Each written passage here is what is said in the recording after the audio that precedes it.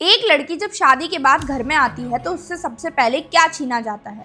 उसकी पहचान और उसका चेहरा। घूंघट, जिसे सच में एक परंपरा कहा गया है, क्या ये सच में एक परंपरा है या फिर एक सोच जो वक्त के साथ नियम बन गई है? घूंघट का मतलब होता है शादी के बाद लड़की का चेहरा ढकना घर के बाहर और बड़े बुजुर्गों के सामने, अक्सर बिना पूछे। और ये रिवाज ज्यादातर उत्तर भारत में मिलता है, जहाँ हरियाणा, राजस्थान, उत्तर प्रदेश और मध्य प्रदेश जैसी स्टेट्स में ये सबसे ज्यादा देखा जाता है। लेकिन घूंघट कोई धर्म का आदेश नहीं है, ये समाज का बनाया हुआ एक नियम है। अगर आप भारत के इतिहास को उठाकर देखेंगे तो हमारे वेदों में, उपनिषदों में कहीं भी आपको घूंघट जैसा शब्द मिलेगा ही नहीं, क्योंकि घूंघट कभी भी सनातन धर्म का हिस्सा ही नहीं था। अगर आप भारत का सही इतिहास उठाकर देखेंगे तो आपको मालूम पड़ेगा कि उस टाइम पे स्त्रियां यज्ञ करती थी, डिबेट में हिस्सा लेती थी, राजा महाराजाओं से सवाल करती थी और अपना वर खुद चुनती थी, जिसे स्वयंवर भी कहा जाता था। गार्गी, मैत्री, लोपामुद्रा ये नाम नहीं, ये इतिहास की आवाज थी। ये कुछ ऐसी स्त्री थी प्राचीन भारत की जो पर्दे में नहीं, समाज के पटल पर थी। और फिर वक्त बदला और भारत में दिल्ली सल्तनत और मुगल काल आया 12 से 18वीं सदी के बीच में। साथ आक्रमण, असुरक्षा और सत्ता की लड़ाई भी आई, जिसकी वजह से मिडिल ईस्ट और पर्शिया से